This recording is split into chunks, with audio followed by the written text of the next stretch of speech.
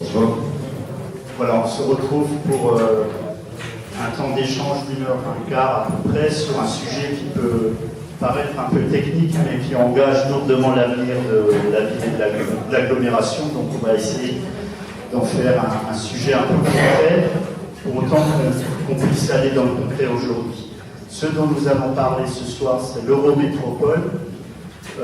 Si vous suivez un peu cette affaire, vous savez que c'est la loi du 27 janvier 2014 qui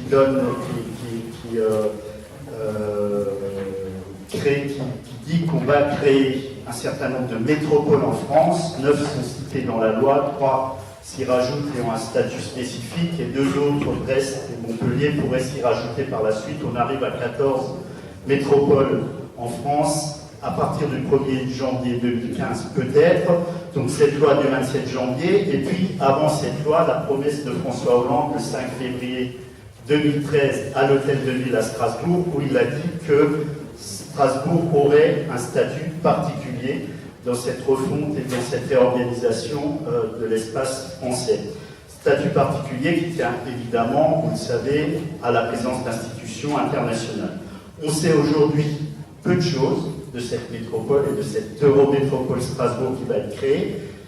Ce qu'on en sait, en tout cas le cadre est posé dans les articles 43 à 53 de cette loi de janvier 2014.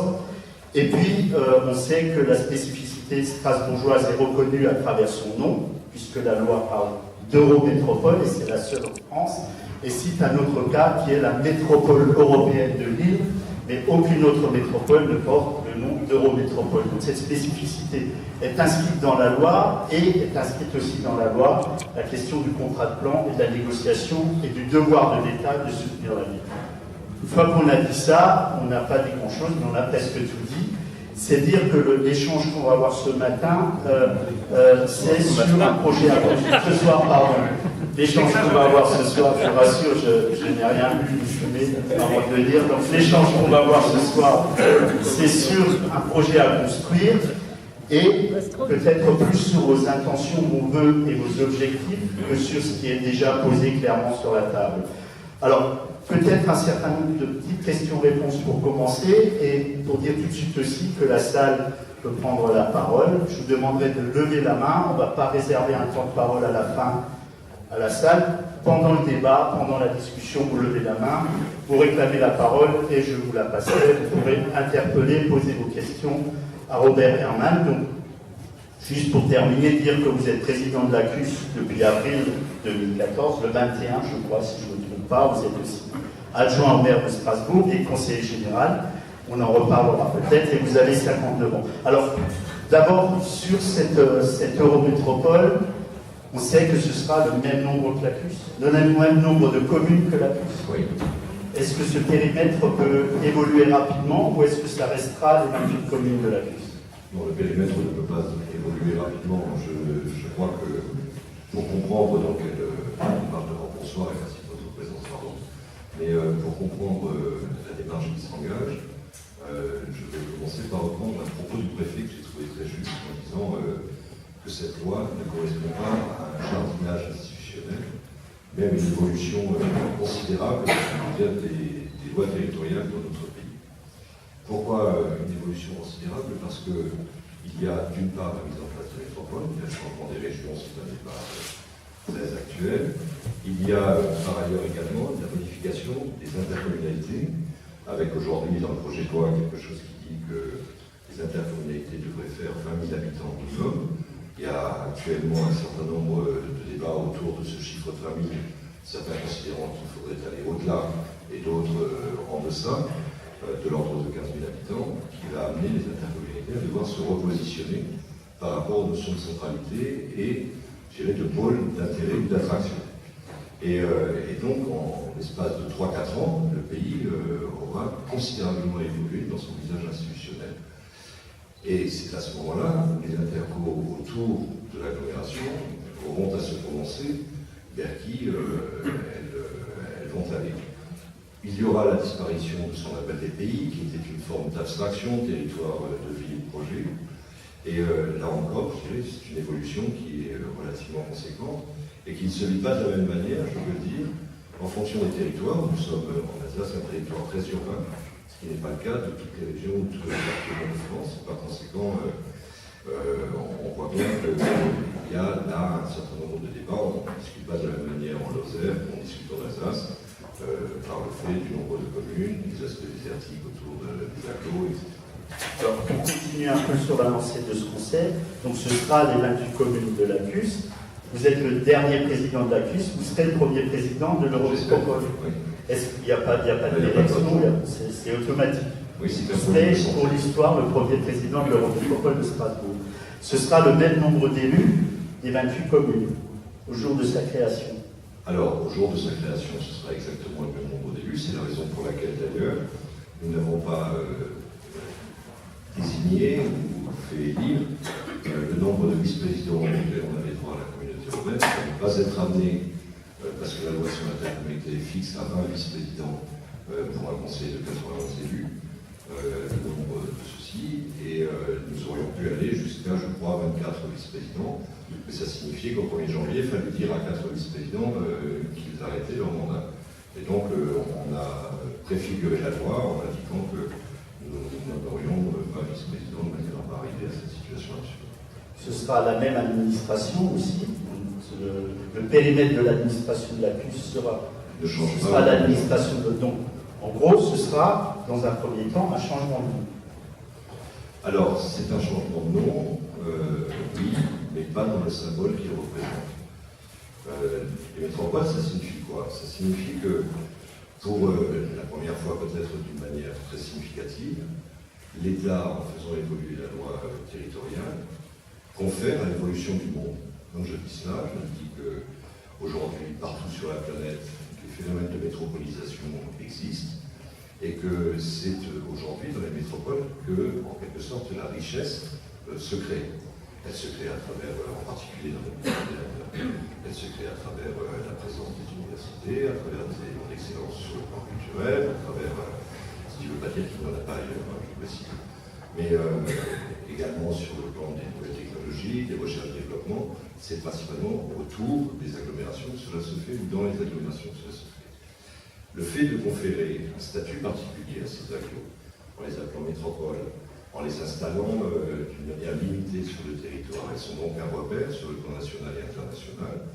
Et on verra après dans le détail qu'un certain nombre de missions qui leur sont déléguées renforcent en fait ce statut-là et leur permettent d'aller plus loin dans la recherche d'une simplification institutionnelle, puisque au début, en tout cas, le projet de loi prévoyait la suppression des départements.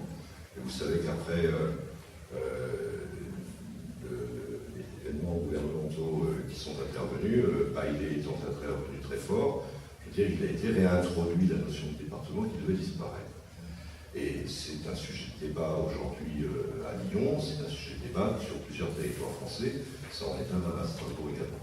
Alors, on continue de parler de ce qui est sûr, on évoquera après le projet à construire. Vous avez à peu près 2 ans pour clarifier la question des compétences, notamment avec le Conseil général du Bas-Rhin.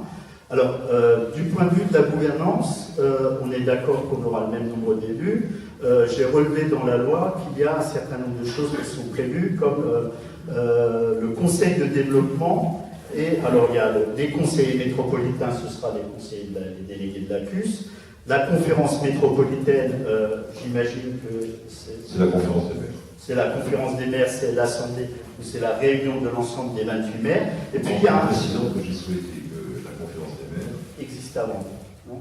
Non, que la conférence des maires qui existe d'ores et déjà a été renforcée dans ses missions parce qu'on a souhaité dans l'exécutif que je préside lui donner un rôle plus stratégique.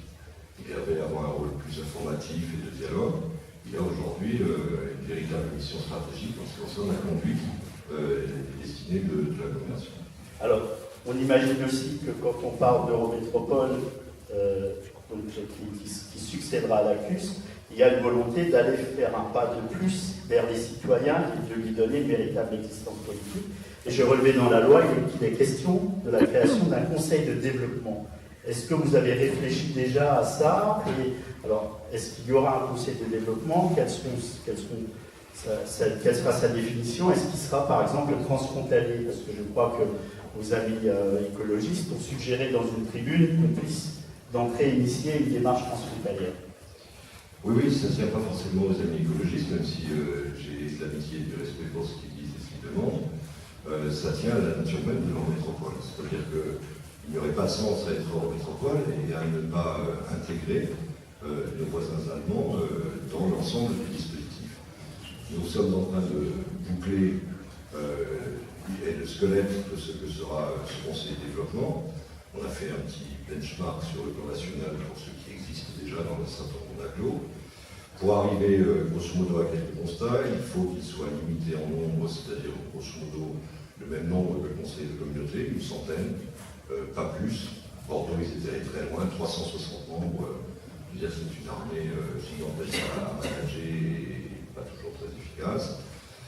Limiter le nombre de ses missions, évaluer les politiques publiques, avoir un certain nombre de débats sur des éléments clés aujourd'hui qui font sens dans la société. Je pense à la transition énergétique qui est un élément très important pour le devenir des territoires. Je pense aussi au développement économique et évidemment dans tout cela les éléments numériques qui sont en train de transformer nos sociétés et qui doivent être intégrés.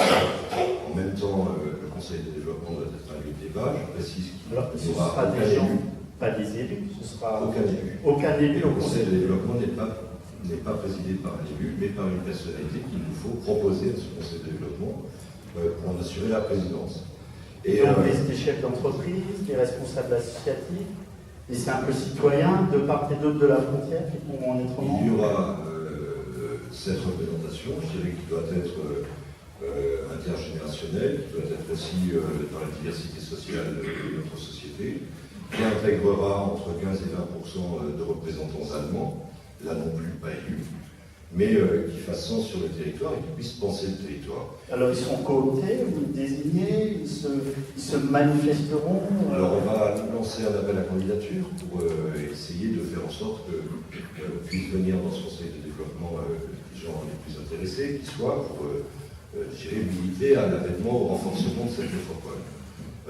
En même temps, ce que nous disons, c'est qu'il ne faut pas qu'il soit ni en compétition, ni en concurrence, mais en complémentarité avec le Conseil économique et social d'Alsace. Parce que ce n'est pas la peine de reproduire des choses qui existent et de faire des doublons, je veux dire, qui feraient la même chose. Le travail du Conseil économique et social et environnemental d'Alsace, c'est un travail qui est reconnu selon les modalités particulières.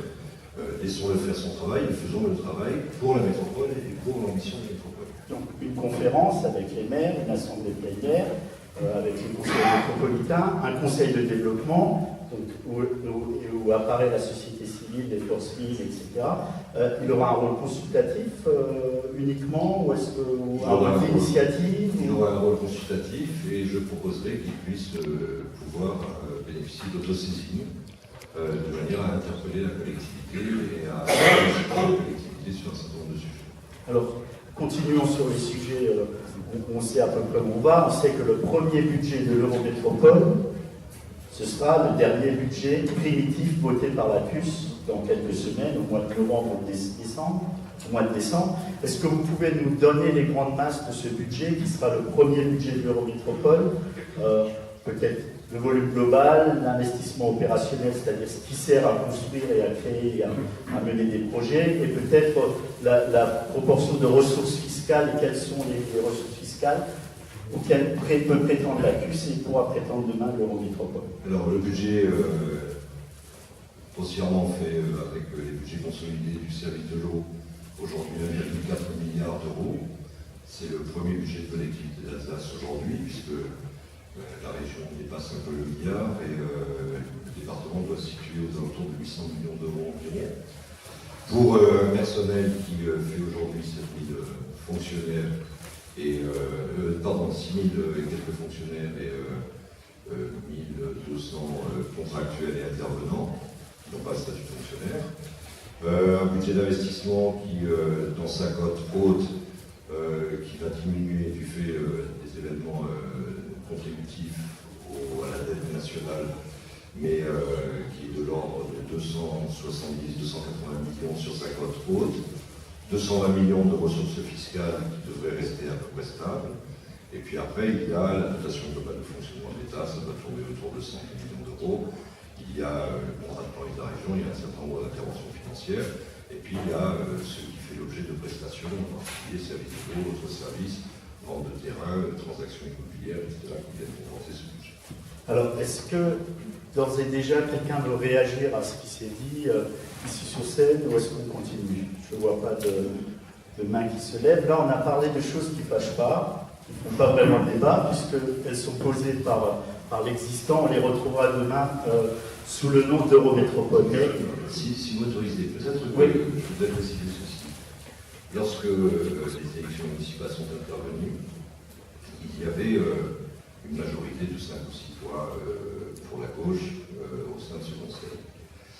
Et de toute évidence, on allait droit au blocage si nous affichions par tradition ce qui se faisait jusque-là, c'est-à-dire la gauche était majoritaire et puis elle prenait tout. Et, la gauche est majoritaire à Strasbourg. Non, au sein de l'ACUS. Ouais. Au sein de l'ACUS. Et c'était limite. C'est ce que vous dites, 5 ou 6 voix sur 91. En comptant les écologistes. Oui, bien sûr. Pour l'instant, ils n'ont jamais dit qu'il n'y avait pas à gauche. Et donc, de fait, je précise d'ailleurs que le vote écologique fait 9 mois. Donc, on s'est retrouvé dans cette discussion avec évidemment le maire de Strasbourg et puis qui souhaitait présenter sa candidature devant un débat qui consistait à dire est-ce que l'on continue de jouer alors que dans d'autres communautés urbaines de France, les choses se passent autrement, à travers une représentation des partis, une négociation des partis.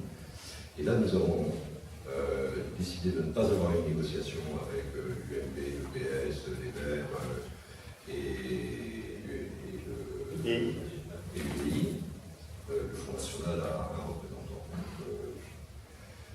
C'est pas un groupe, donc il n'y a pas de motif à discuter, entre autres. C'est une excuse de forme. C'est une excuse de forme. Et donc, nous nous sommes dit qu'on était devant une situation économique dans le département et dans l'agglo et la région qui nécessitait de serrer les coudes, qui consistait aussi à vivre ensemble cet événement de l'Eurométropole et à essayer, devant cette dureté des temps, de marquer des solidarités, sans que personne ne renonce à son identité. C'est-à-dire qu'il n'est pas question de dire qu'il y a une unanimité de pensée, de réflexion idéologique, politique au sein de l'Assemblée, mais de serrer les coudes pour, je dirais, essayer de dépasser les difficultés. Le risque étant, si nous allions à l'affichage traditionnel, je veux dire, d'arriver à un blocage, par exemple, lors du budget, ou lors d'un certain nombre d'opérations à travers les votes. Alors, ça veut dire que vous avez discuté avec les maires plutôt qu'avec les partis. Oui. Et jusqu'à présent, on n'a pas perçu de clivage, dissension, clash, dispute, querelle. Ça a l'air de bien se passer. Pour l'instant, ça se passe bien. Je veux dire que l'événement à venir, c'est le budget, évidemment. Voilà, alors justement, Madame, une question. Écoutez, moi ce qui m'intéresse quand même, bonjour, merci pour cet exposé, c'est assez clair, mais ce qui m'inquiète quand même, c'est la taille du millefeuille. Normalement, la question officielle, c'était réduction de la taille du millefeuille et son corollaire, baisse de la pression fiscale. Alors moi, ce que j'aimerais savoir, nous recevons à l'heure actuelle les déclarations, enfin non, pas les déclarations, les différentes taxes. Il y a des colonnes, des lignes, vous appelez ça comme vous voulez, où il y a marqué part de la commune, part de l'intercommunalité, du département, de la région. Y aura-t-il une colonne ou une ligne avec part pour l'Eurométropole? Donc c'est le millefeuille et son corollaire, la pression fiscale. Alors, la réponse est très rapide, vous l'avez déjà, je veux dire simplement vous l'avez sur l'Eurométropole et vous l'aurez sur l'Eurométropole. De ce point de vue, il existe déjà, je veux dire, un apport au sein de... Mais la question c'était la diminution du millefeuille. Et là, il ne baisse pas le millefeuille. Les différentes tranches, il y a toujours plus d'accumulation de strates administratives et de...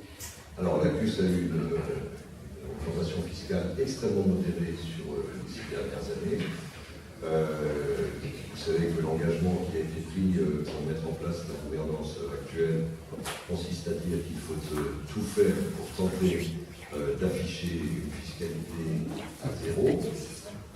Ce qui a augmenté, ce sont principalement les bases, et ce qui est susceptible d'évoluer, ce sont les services Pourquoi? Parce qu'on est en train de rechercher exactement quelle est la part qui doit être payée par l'usager et la part payée par le contribuable. Et sur le plan de la fiscalité, peut-être que dans un certain nombre de secteurs de l'agglomération, ce qui a le plus augmenté, ce qui est quelque chose qui est compliqué à accepter pour le concitoyen et pour nous, c'est que les élus qui font un effort sur la maîtrise fiscale sont souvent mal récompensés parce que les bases fiscales décidées par l'État, elles évoluent, et que quand il y a un discours qui dit on va augmenter les impôts et les chapeaux quand même, les gens nous traitent de menteurs en disant aussi les impôts et vos collègues des autres collectivités peuvent voter des taux qui s'appliquent aux mêmes bases. Et donc, alors, une autre question rapide. On vient d'entendre qu'il n'y a pas eu de discussion avec les partis. Il faudrait peut-être ajouter, pas même avec le Parti socialiste. Mais le parti est un parti comme les autres. Et c'est pas parce que concernant l'alliance avec M. Bure, c'est ça que je voulais dire. Pour ce qui me concerne, je suis membre du Parti socialiste, cela est ignoré personne. Mais à partir du moment où on décide de faire une alliance, je vais vous dire pourquoi cette alliance-là. C'est assez intéressant. Nous sommes une communauté de communes de 28 communes. La gauche est majoritaire dans 3 communes. Il y a 2 divers gauches, ça fait 5 sur 28. Il a échappé à personne non plus que les élections municipales ont révélé des fissures, des fractures, quelquefois, entre les communes et la communauté urbaine, entre des candidats qui ont été élus, pas d'ailleurs, mais souvent élus, sur la base de critiques formulées à l'égard de la communauté urbaine, qui apparaissaient comme soit hégémonique, soit comme une entité au même titre que l'on dit c'est la faute de l'Europe, etc. Et que l'on ne pouvait pas imaginer rentrer dans une phase de développement de l'agglo sans recoudre, sans renforcer les liens entre ces communes. Et le statut politique de l'agglo n'est pas du tout le même que celui d'une ville. Le rôle politique d'un maire est majeur, je veux dire, il est élu sur son étiquette très souvent, où c'est important, peut-être que les choses évolueront. À l'échelle de l'agglo, on est certes une instance politique, mais on est d'abord un établissement public intercommunal. Et on n'est pas une collectivité au même titre que les autres. Et donc, pour moi, ce qui est important, c'est comment est-ce qu'on associe l'ensemble des sensibilités qui existent au sein de l'agglo et qui font sens de manière à rester soudés et à faire en sorte de donner une impulsion à cette agglomération. Quand on regarde ce qui se passe, alors j'ai lu d'ailleurs vos écrits et un certain nombre d'autres, mais c'est ne pas regarder ce qui s'était passé ailleurs, Lyon, Marseille, Bordeaux, etc. Il a échappé à personne que lorsque Feltès, ancien président de l'agglo de Bordeaux, a été élu président, sa première déclaration a été de dire le premier vice-président sera le maire de Bordeaux, Alain Juppé. Juppé gagne l'agglo, sa première déclaration c'est de dire mon premier vice-président sera socialiste. La différence c'est qu'ils agissent à travers les appareils, nous avons choisi un autre chemin, mais le sens est quand même celui de faire collège à l'intérieur de l'agglo sur la diversité de celles et ceux qui ont gagné les élections dans les 28 communes. Alors, quand même, en précisant qu'il n'a jamais été question de cette gouvernance transcourant ou qui s'appuie sur les maires plus que sur les partis avant les élections. Ça a émergé au lendemain du deuxième tour. Alors, c'est vrai, ce qui n'empêche que cette question de la représentation au sein de l'agglomération est une question qui a été évoquée ici ou là par un certain nombre de gens. Là, elle s'est faite plus prégnante et l'occasion, j'ai envie de dire, a permis de... Juste une question qui n'appelle pas de long développement, mais une réponse assez concise. Si Robert Herrmann n'avait pas été président de la CUS, s'il n'y avait pas eu l'accord en amont, qui aurait été président de la CUS? Est-ce que vous en aviez parlé en coulisses Écoutez, au risque de me décevoir? Non, mais de paraître modeste, mais non, la présidence, c'était pas ça d'accord. Hein, je veux dire, oui, mais après, s'il n'y avait pas eu toute personne pouvait... personne n'était pressenti avant. Non. Ça n'avait pas encore été évoqué. Non, il a été évoqué dans le cadre de l'accord dont chacun se souvient des péripéties, cela. Et il y en a un qui a fait savoir qu'il voulait être candidat, c'est Raphaël Lisan. Voilà, qui n'a pas été élu. Alors, juste pour revenir